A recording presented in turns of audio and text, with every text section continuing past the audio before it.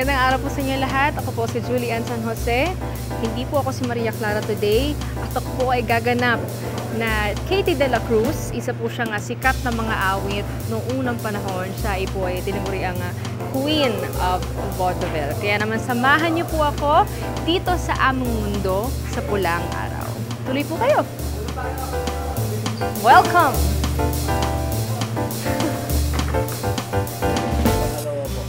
So, yung ginagawa po namin ngayong araw ay may sinushoot po kami na isang production number ni Katie de la Cruz. Nakasama po yung kanyang mga friends at si Mr. Epi.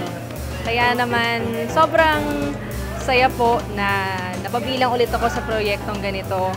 Coming from Maria Clara na napakalaking proyekto ng GMA. Again, nandito na po tayo sa pulang araw. So, we're all very, very excited about this project. And for sure na maraming matututunan yung ating mga viewers at yung ating mga supporters, yung mga audience natin. Hindi lang sa history but also sa entertainment noong unang panahon.